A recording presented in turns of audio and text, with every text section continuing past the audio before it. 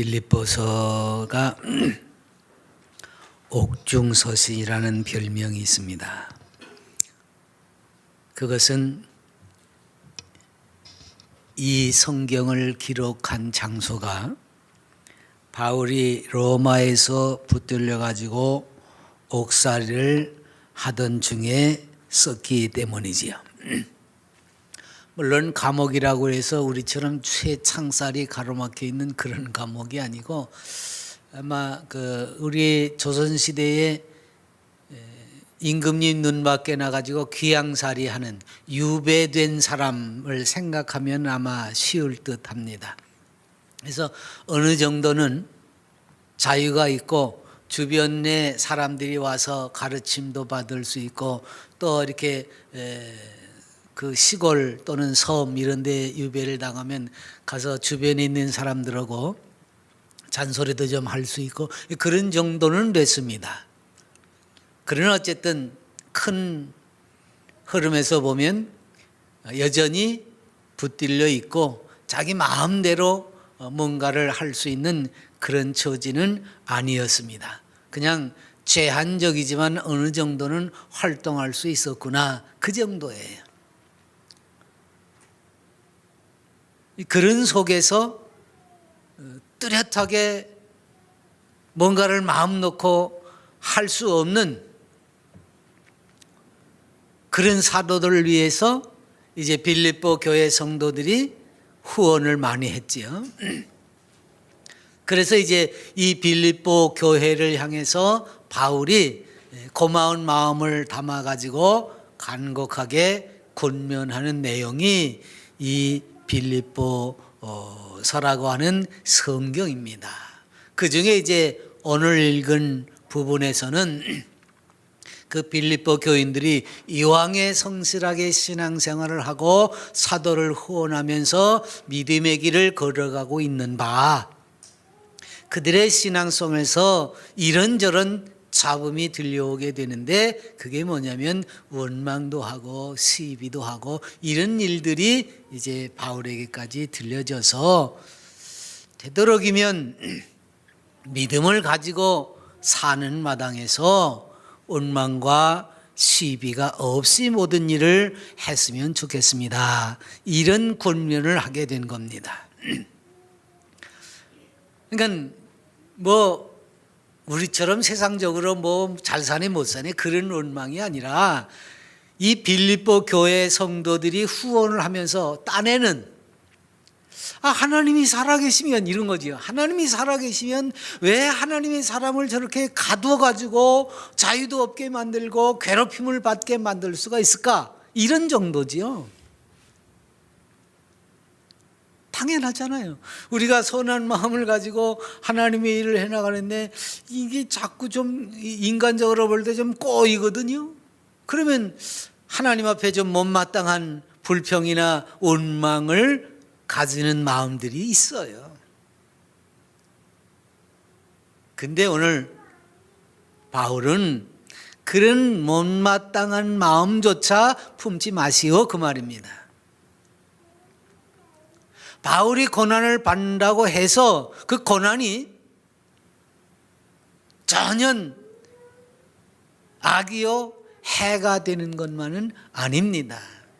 그러니까 우리가 인간적인 우리의 편에서 볼 때에는 손해가 나는 것 같고 어려운 것 같지만 사실 바울 편에서 볼 때에는 이건 스스로 자초한 일이거든요. 예루살렘에 올라가지 마시오. 거기 가면 붙들릴 겁니다. 아니 난 붙들려도 좋아. 나는 그렇게 해서 로마로 갈 수 있으면 거기 가서도 복음을 전할 수 있으니까 나는 그것이 좋아. 그리고 온 거거든요. 그러니까 그 고난과 그 박해와 혹은 이 갇혀있는 이것까지도 주님은 바울을 통해서 하나님의 귀한 역사를 이루어 가고 있는 과정이라는 겁니다. 그걸 누가 알아요? 바울이 알고 있습니다. 그런데 빌립보 교회 성도들은 바울이 그렇게 갇힌 것이 안타까워서 생각하다 보니까 아이고 하나님 이러시면 안 됩니다 이렇게 얘기하는 거예요. 원망이라고는 하지만 이런 정도지요. 그러나 그것조차도 우리 바울은 하지 마세요. 주 안에서 이루어지고 있는 일이고 주 안에서 내가 겪는 일입니다. 그러니 그런 거 하지 마세요. 이렇게 말하는 겁니다. 이 사람들이 뭐 대단히 크게 하나님을 원망하고 불평하고 그런 건 아니에요. 다만 인간적으로 볼 때 좀 안 됐어서 하나님 그러지 않으면 얼마나 좋았겠습니까? 라는 얘기를 하는 거죠. 그런데 그런 작은 것들이 조금씩 커지면 원망으로 자라나게 됩니다. 그래서 바울은 주님도 고난을 불사하시고 낮아지셔서 우리를 구원하시기 위해서 십자가를 지고 돌아가시지 않았습니까?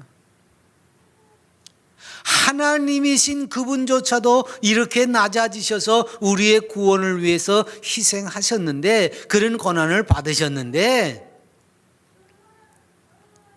그런 고난을 받으면서 우리 인생과 같아지셨는데, 나 같은 것이 뭐라고 고난을 외면하겠습니까? 그 고난을 안 받겠습니까? 나뿐만 아니라 여러분들도 이런 걸 생각한다면 고난 받는 걸 두려워할 필요가 없습니다. 그 얘기예요. 오히려 그런 것을 통해서 주의 구원이 우리에게 더 확실하게 이루어지고 있으니 두려움과 떨림을 가지고 복음과 함께 고난을 받고 여러분들의 구원을 이루어가야 합니다. 이게 바울이 이야기하는 내용입니다.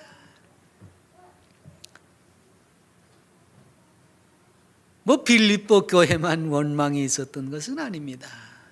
이 원망과 시비가 고린도 교회가 훨씬 더 심했어요.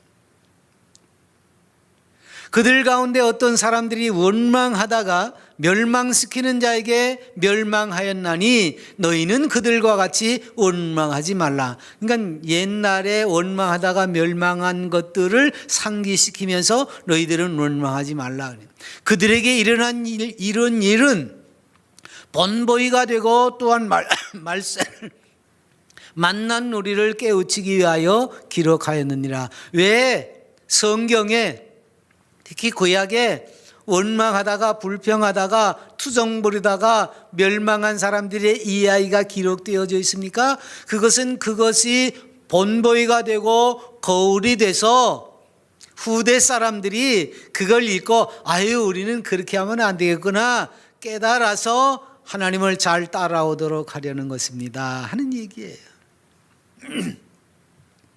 그러니까 원망과 시비가 없이 하라고 하는 이 말씀도 결국은 오늘 성경을 읽는 모든 사람들, 이 시대의 마지막 시대라고 하는 그 말세를 살아가는 모든 세계 교회 성도들을 향해서 부탁하는 권면이란 말입니다. 조금도 신앙생활하면서 힘들고 어렵다고 하나님을 원망하거나 혹은 서로 시비를 걸거나 그렇게 하지 말라는 얘기예요.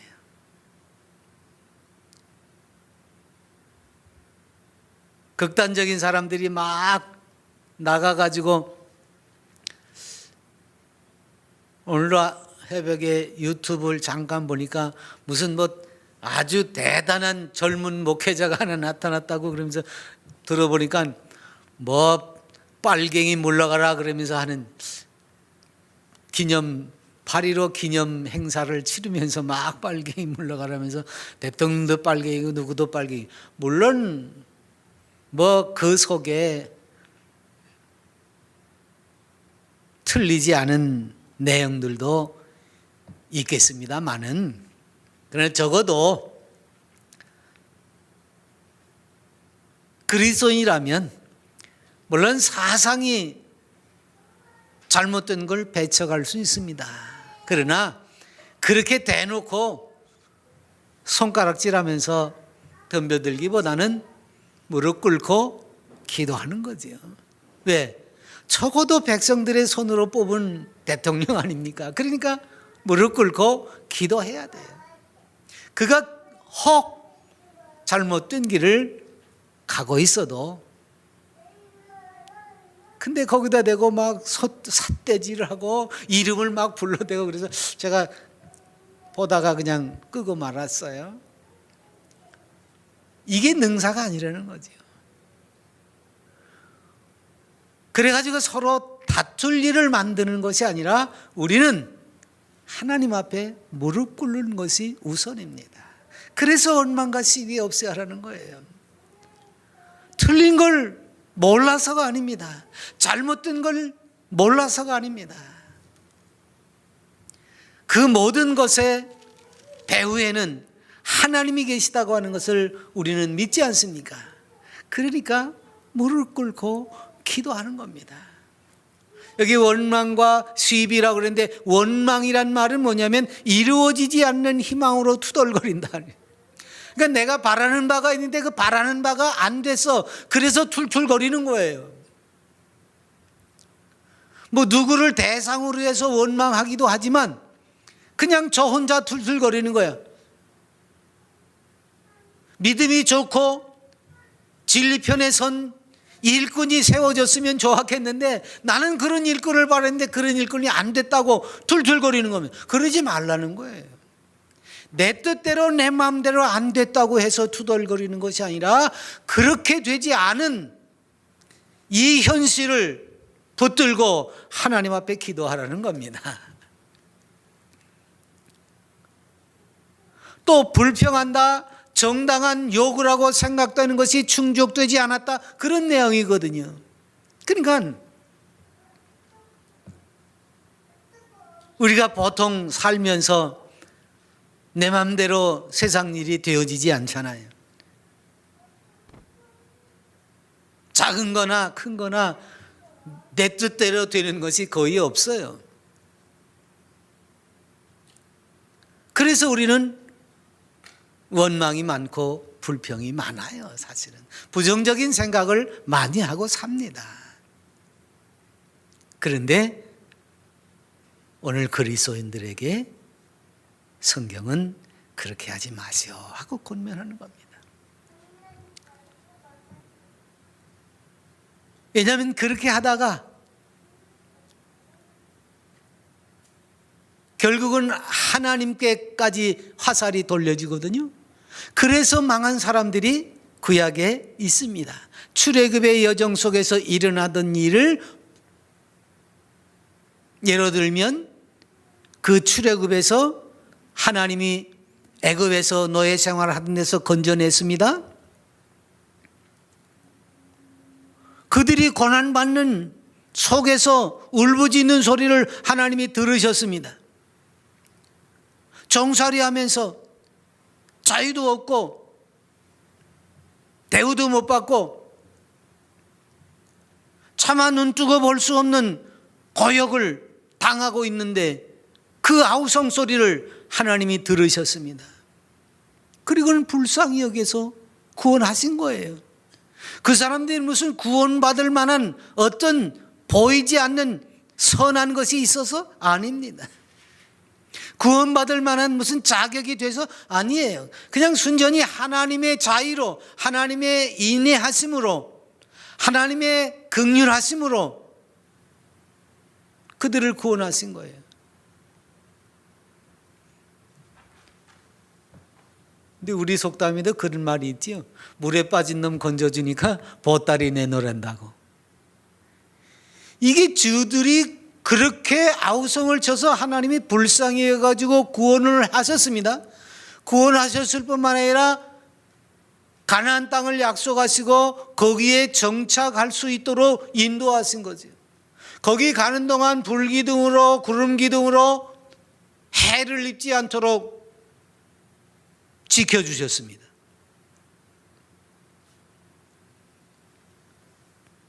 그뿐입니까? 매일매일 만나를 내려주시고 메추라기를 주어서 먹게 하셨습니다. 괘씸하지만 반석을 쳐서 생수를 공급해 주셨습니다.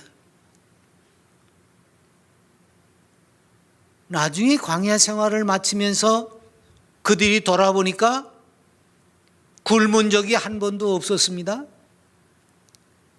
신발 삼으려고 가지고 나왔던 해달의 가죽으로 전부 성막을 만들어 버려서 신발도 한 켤레 가지고만 살았는데 발도 부르트지 않고 잘 살았어요. 옷감도 다 가지고 나왔는데 성막 만드는데 다 써버리고는 단벌로 40년을 살았는데 옷도 헤어지지가 않았습니다.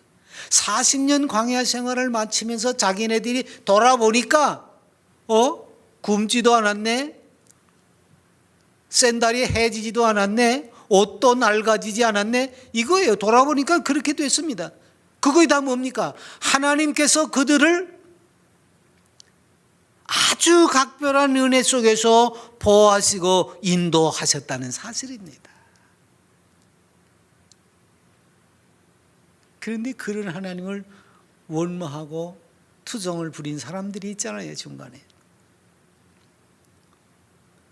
모세와 아론을 원망했습니다. 이건 곧 하나님을 원망하는 거지요.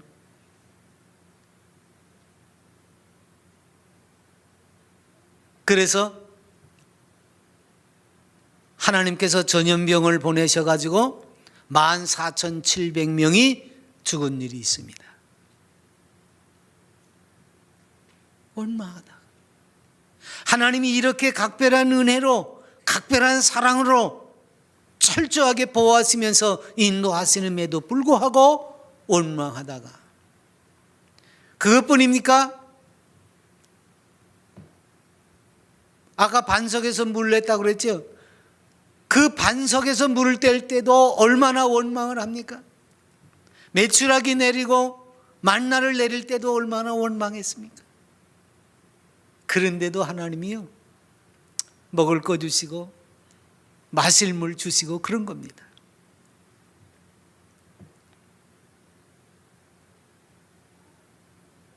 작은 건 하나님이 건드리지도 않아요.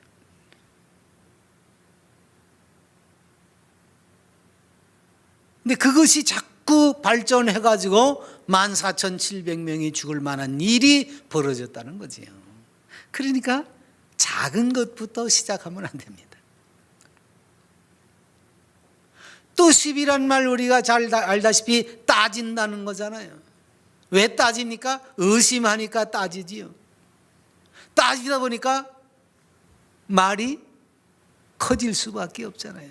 그래서 언쟁한다, 악한 생각을 한다, 이런 의미를 가지고 있습니다. 그러니까 입으로 내뱉는 것뿐만 아니라 속에 품은 생각까지 따지는 거예요. 의심하는 거예요. 과연 이게 잘하는 일입니까? 그거지요. 하나님 우리를 이렇게 사랑해서 인도하신다고 했는데, 사랑해서 이렇게 구원하신다고 했는데, 그런데 우리에게 고난을 주셨으지 않습니까? 이게 잘하는 짓입니까? 그거예요. 복음과 함께 고난을 받으라고 그랬는데 그게 잘하는 일입니까? 그렇게 따지는 거죠. 빌립보 교인들이 바울이 지금 로마에 옥에 갇혀 있으니까 불편한 마음을 가지고 따지는 것처럼, 아니 하나님 그럴 수 있습니까? 이렇게 훌륭한 일꾼을 하나님이 세우셨으면 좀 자유롭게 다니게 하고 환경도 좀 좋게 만들어주면 얼마나 좋습니까? 하고서 하나님께 불순한 생각을 품게 되는 거지요. 의심하게 되는 거지요. 출애굽 때도 그랬습니다. 고라 자손이 하나님의 사람에게 시비를 겁니다. 여러분, 고라 자손들도요 제사장들의 후손입니다. 레위 자손의 후손이에요. 그러니까 아마 속에는 그랬을 거예요. 모세 혼자 제사장처럼 대우받고 그러는 게 좀 못마땅했을 수도 있습니다.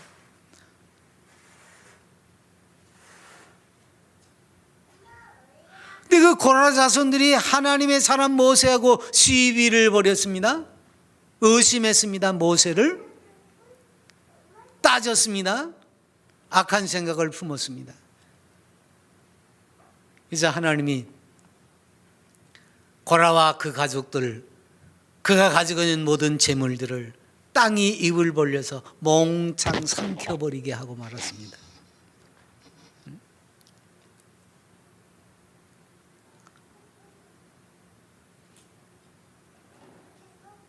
그 과정과 역사가 어떠한지 생각해 보지도 않고 그저 당장 눈앞에 보여지는 것만 가지고 따지게 됩니다. 요즘은 특히 더 그렇잖아요. 뭔가 심사숙고하고 생각해보고 기다려보고 그런 마음들이 없어요.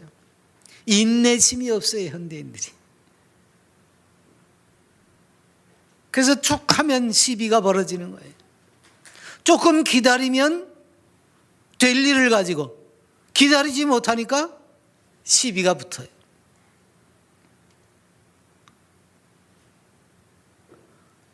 물론 즉석에서 시시비비를 확실히 가려서 좋을 때도 있기는 있어요.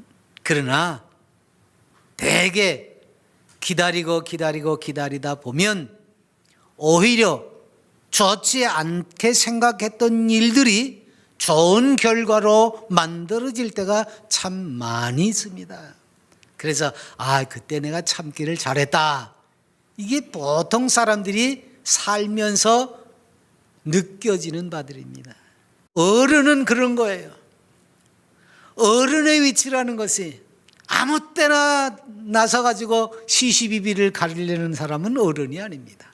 어른은 진득하니 기다려주고 참아주고 그런 가운데 나중에 보면 이게 이렇게 굴러가는 거구나, 이렇게 되는 일이구나, 그걸 자꾸 경험을 하면서 성숙해져 간 사람이 누구예요? 어른입니다. 그래서 어른은요, 이건 이렇게 나쁜 쪽이 아니라 좋은 쪽으로 흘러갈 것 같다 하는 그런 기대를 가질 수 있습니다. 그래서 참을 수가 있는 거예요.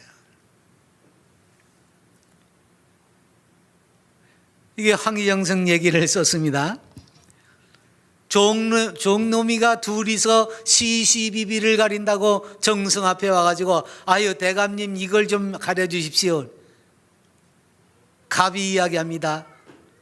여차저차는 저차저차고 이차저차는 저차저차입니다. 네 말이 맞구나.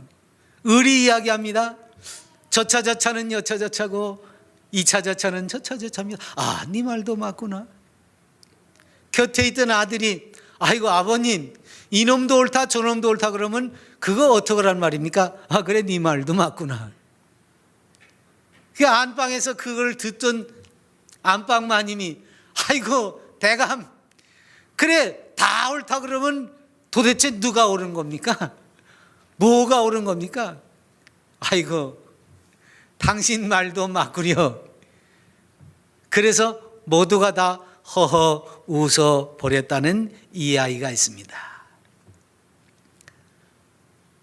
결국 이 황이라는 대감이 그걸 시시비비를 따지고 분별을 해주려고 들면 어느 한편은 손을 들어줘야 되는데 그 다 집안 식솔이고 마름들 아닙니까? 같이 어울려서 살아갈 사람 아니냐 그 말이에요. 그런데 누구는 옳고 누구는 그리다고 판결을 해버리면 그 다음부터는 집안이 엉망이 될 테니까 조금 참고 기다리면 조금 시간이 지나가면 아무렇지도 않게 될 것이니까 이렇게 그들의 마음을 어루만져 줬다는 사실이지요. 결국 원망이나 시비나 이런 것들은 마음속에서부터 일어난 것이고 그것을 행동으로 옮겨서 사람과 사람 사이의 관계가 불편해지는 겁니다. 물론 하나님과도 그 관계가 불편해질 수가 있습니다. 그래서 출애굽의 여정 속에서 이렇게 많은 이들이 하나님 앞에 징계를 받기도 했던 겁니다. 그래서 오늘 바울 사도는 모든 일을 원망과 시비가 없게 하라. 그리스도인들은 그렇게 살아야 되는데 그렇게 살 수 있는 방법이 뭡니까? 먼저 남을 낮게 여기는 겁니다. 바울 사도는 그래서 나보다 남을 낮게 여기고 각각 다른 사람의 일을 돌아봐야 된다 그랬어요. 그럴 때 원망과 시비가 없이 우리는 살 수가 있는 겁니다. 그러니까 이 원망과 시비가 없이 한다는 건 뭐예요? 그리스도인으로서 그리스도인답게 사는 겁니다. 여기 본문 말씀이 그렇게 얘기했어요. 이는 너희가 흠이 없고 순전하여 어그러지고 거스리는 세대 가운데서 하나님의 흠없는 자녀로 세상에서 그들 가운데 빛들로 나타내며. 왜 우리가 원망과 시비가 없이 해야 되느냐? 하나님의 자녀답게 그리스도인답게 순전하고 흠없는 삶을 통해서 세상 모든 사람들 앞에 빛을 비추기 위해서 그렇다 그 말이에요. 세상은 참 어둡고 혼란스럽습니다. 여러 가지 변질된 모습들이 많이 보입니다. 그러나 그리스도인들만은 그 속에서라도 꿋꿋하게 깨끗함을, 순전함을 유지해야 됩니다. 그게 거룩함입니다. 그래서 성도입니다.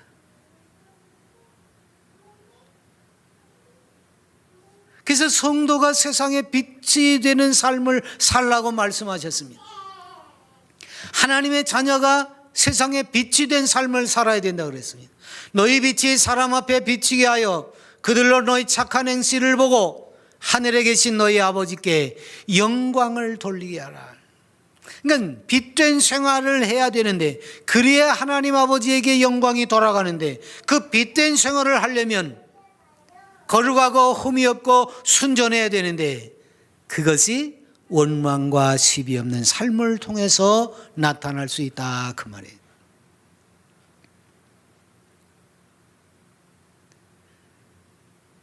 구약에서는 흠이 없는 예물, 순전하고 깨끗한 예물을 하나님 앞에 드렸습니다. 우리 예수 그리스도께서도 우리 성도들을 위해서, 하나님의 자녀들을 위해서 단번에 희생제물이 되셨습니다. 그 예수 그리스도를 가리켜서 흠없는, 점없는 어린 양이라 그렇게 표현합니다. 하나님께서는 이렇게 흠과 티가 없는 제물을 원하십니다. 지금도. 그러니까 우리는 뭐예요? 하나님 앞에 흠없고 점없는 어린 양과 같은 제물이 되어야 되는 거죠. 그래서 로마서에 뭐라고 그랬어요? 우리를 향해서 산 제물이라고 그랬어요. 우리가 과거처럼 제사를 하는 그런 사람들은 아닙니다. 그러나 우리 자신이 흠없고 점없는 산 제물이 되어야 돼요. 그건 어떻게 됩니까? 원망과 시비가 없이 깨끗한 마음으로, 순전한 마음으로. 그럴 때 우리는 흠과 티가 없는 산 제물이 될 수가 있는 겁니다. 그래서 원망과 시비 대신 찬송과 기도가 나와야 되는 거죠. 세상이 틀어졌다고, 혹은 일이 잘못됐다고 원망하고 시비를 거는 것이 아니라 그때마다 무릎 꿇고 기도하고 하나님 앞에 찬송을 하는 것이 그리스도의 모습이라 그 말이죠. 세상이 잘못 돌아간다고, 거꾸로 돌아간다고 투덜거리지 아니하고 오히려 무릎 꿇고 기도하고 찬송을 해야 합니다. 그래서 빛으로 나타나는 것이지. 또 그렇게 원망과 시비가 없는 삶을 통해서 세상 모든 사람들에게 빛으로 드러나기만 하면 우리에게는 내일이 있지 않습니까?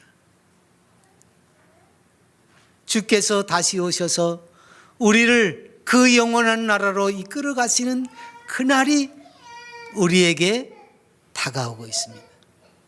그날 정말 원망과 시비가 없이 빛과 소금된 모습으로 흠없이 점도 없이 티도 없이 그리스도의 거룩한 삶을 산 사람들은 그 자리에서 우리 하나님의 자랑스러운 자녀가 되는 겁니다. 인증을 받게 됩니다.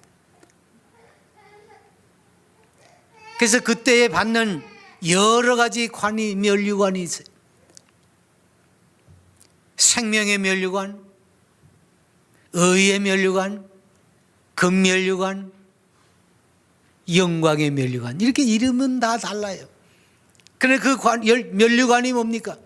구원받아서 하나님의 자녀가 되고 우리 주님과 함께 영원토록 왕노릇하는 그 권세와 영광을 나타내는 면류관입니다.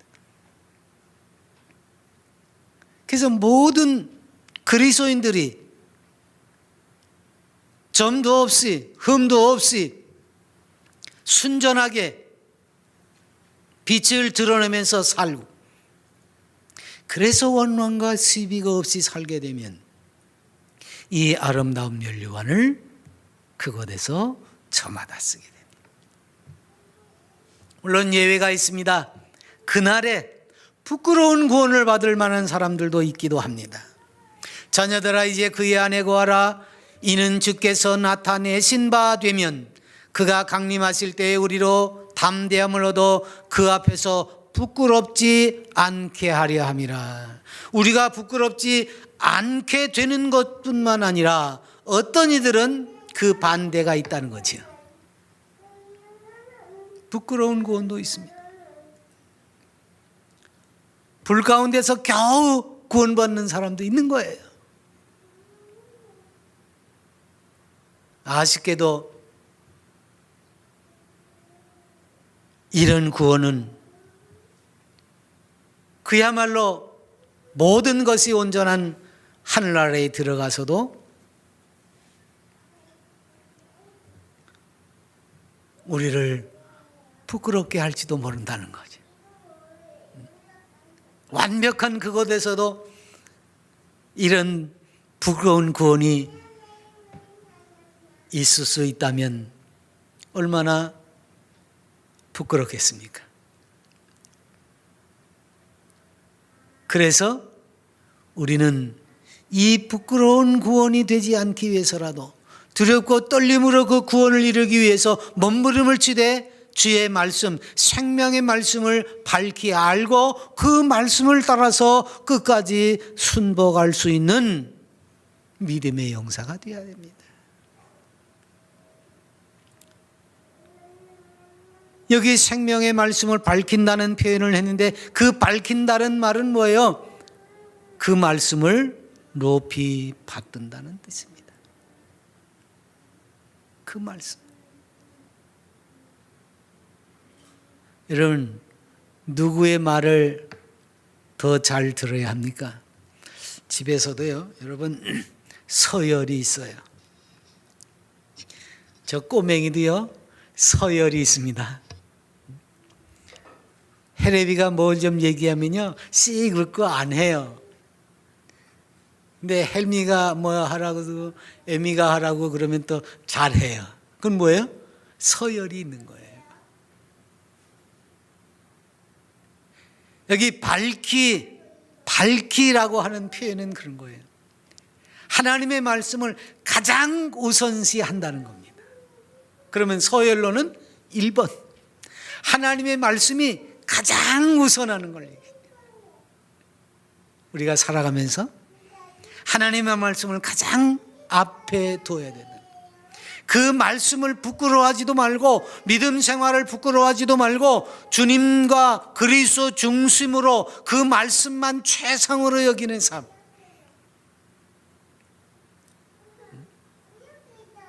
어디가 이게 아니라는 얘기예요.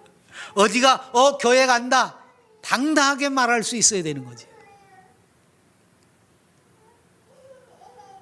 근데 많은 사람들이 그것조차 뭐해? 이러고 말해요. 뭐해? 나 기도했어? 그럼 되잖아요. 그러니까 믿음이 있으니까 여러 사람들하고 이렇게 몰려있을 때 식사 시간이라든가 어떤 뭘 할 때 잠깐 묵도할 때가 있잖아요. 그럼 딴 사람이 볼 때는 저건 무슨 딴 생각했나 이럴 수도 있어요. 그럼 뭐해? 뭐 했어? 이러고 물어볼 수 있을 거예요. 그럼 그냥 응 이러면 안 돼요. 내가 묵상했어, 기도했어. 지금 이 순간 하나님이 우리를 보호해 달라고 내가 잠깐 기도했어. 왜 당당하게 말을 못 합니까? 응? 그러고 말아요? 아니라고 말이에요. 이게 뭐예요? 생명의 말씀을 밝히는 거예요. 내가 그리스도의 사람입니다. 나는 주와 함께 사는 사람입니다. 내가 여러분들과 함께 있기 때문에 그 중에 내가 그리스도인이기 때문에 여러분들을 위해서 내가 잠깐 기도했습니다. 얼마나 좋아요. 저는 전에 예수 믿지 않는 사람들, 그 전에 영등포 중앙예식장에서 제가 노인대학 강의를 하면서 노인들 한 250명 모셔놓고도 제가 노래도 가르치고 율동도 가르치고 그런 적이 있는데, 그런 때 믿지 않는 사람들이잖아요. 그리고 그 행사 자체가 믿지 않는 사람들이 주최하는 행사예요. 그런데도 가서 제가 제 나름대로는 기도할 필요를 느끼죠. 그러면 동의를 구합니다. 저는 예수님을 믿는 사람입니다. 그래서 오늘 시간을 같이 했는데 제가 여러분들을 위해서 한번 기도하고 이 시간을 갖고 싶습니다. 기도하게 해주시겠습니까? 그냥 내가 내 맘대로 기도할 수도 있어요. 그러나 내가 내 맘대로 기도하면 때로는 거기서 반감을 사는 사람들이 있거든요. 왜? 거기는 타종교인들도 있고 그러니까. 그래서 제가 동의를 구해요. 그럼 예, 전부 다 동의해 주면 제가 간단하게 기도하고 프로그램을 진행하죠. 그냥 혼자서 잠깐 기도하고 올라가서 할 수도 있죠. 그러나 사람들에게 그리스도를 증거할 수 있는 기회예요, 그것도. 그래서 그렇게 하는 거예요. 그래서 믿지 않는 사람들이 모여있는 곳에 혹시 있게 되더라도 가끔은 그런 사람도 있어요. 목사라는 걸 아니까 자기네들은 예배당을 안 다니는데도 목사님 우리 식사 시간이니까 목사님 기도해 주고 먹지요. 예수 안 믿는 사람들이 그렇게 해줄 때는 얼마나 고마운지 몰라요. 오히려 그런 사람들이 있어요. 무슨 모임이 있는데 예수님을 안 믿는 사람들인데도 불구하고 거기에 내가 회원으로서 참여했으니까 목사인 줄 알면 어떤 사람이 목사님 우리가 이왕이면 시작하는데 목사님이 기도 한번 해주고 하면 좋겠는데요. 그런 사람들이 있어요. 고맙지요. 그럼 그때 기도도 하고 하나님의 말씀도 증거할 수 있는 기회를 만들게 되는 거죠. 그러니까 이왕에 우리는 세상에서 그리스도인으로 살려고 하면 내가 어디를 가든지 무엇을 하든지 그리스도인임을 드러내고 혹 필요하면 동의를 구해서 복음을 전할 수 있거나 아니면 그네들이 혹 기도라도 혹 권면이라도 바랄 수 있도록 서로 원망과 시비가 없는 자리를 만들고 그런 관계를 유지해 가는 것은 훨씬 더 생명을 말씀을 밝히는 일에 중요한 대목이 되는 겁니다. 그래서 이 세대가 점점 악하게 흘러가고 있지만 우리가 가지고 있는 그 진리의 말씀, 우리가 가지고 있는 그 확고한 주의 은혜를 드러낼 수 있는 기회를 만들어 가야 됩니다. 그러려면 어떻게 해야 돼요? 모든 일에 원망과 시비가 없어야 되는 거예요. 그저 조금 불편하다고 툴툴거리고 조금 자기한테 서운하게 했다고 시비를 걸고 그리스도인이 그렇게 하면 어떻게 그 속에서 하나님의 영광을 나타낼 수 있습니까? 그래서 우리는 조금 더 견뎌내는 것이 필요하지. 조금 더 기다리고 양보하고 참는 것이 필요합니다. 그래서 모순되고 어그러진 이 쇠퇴 속에서 바로 진리를 붙잡은 우리들이 참고 견디면서 원망과 시비가 없이 생활을 해 나가는 가운데 하나님의 말씀이 활동력 있게 움직일 수 있는 겁니다. 왜? 그 말씀은 살아있는 영이라 그랬어요. 활력이 있다고 그랬어요. 그래서 어떠한 것도 쪼개고 잘라낸다고 그랬거든요. 그래서 그 말씀이 활동할 수 있으려면 우리는 그 생명의 말씀을 밝히는 생활을 해야 되는데 그것이 바로 원망과 시비가 없이 사는 삶이라는 거죠. 그래서 우리는 하나님의 말씀을 예수 그리스도가 다시 오실 때까지 잘 드러내는 삶을 통해서 생명의 빛을 나타내고 살다가 그날에 가면 주님께서 우리를 기뻐하시면서 그 구원의 면류관을 씌워주고 자랑스럽게 여길 수 있도록 해야 된다는 것입니다. 그게 천국의 백성입니다. 그 천국을 오늘 우리는 여기서 살아가는 거예요. 여기서. 그게 천국의 후사들입니다. 여기서 그렇게 사는 거예요. 원망은 하나님이 우리를 인도하시는 것에 대한 불만입니다. 하나님 왜 세상이 이렇게 어렵습니까? 아니요. 그 과정 속에서. 아니 이미 주님께서 그 모든 것을 겪어내셨습니다. 근데 뭘 불평할 게 있어요? 무슨 원망할 게 있습니까? 왜 하나님께서 우리에게 약속하신 것을 불신합니까? 오늘 그리스도인들은 비록 좋지 않은 환경 속에서 놓여져 있을지 몰라도 그것을 주께서 인도하시는 광야길인 줄 알고 오히려 원망과 시비가 없이 기쁨과 감사함으로 세상으로부터 고립되는 것이 아니라 그 세상 속에서 원망과 시비가 없이 그들을 포용하면서 그 속에서 복음을 전파할 수 있는 기회를 틈타는 삶을 살아야 하는 것입니다. 그래서 주님 오시는 날에는 정말 주님이 우리를 자랑스러워하도록, 아니 우리가 자부심을 가지고 주님을 만날 수 있도록, 그래서 이 세상이 힘들고 어렵고 꼬인 상태에 놓여져 있을지라도 오히려 주의 말씀을 앞장 세워서 견뎌내는 원망과 시비가 없이 기쁨과 즐거움으로 기도하고 찬양하면서 하나님을 높일 수 있는 멋진 그리스도인들이 되시기 바랍니다. 기도합니다.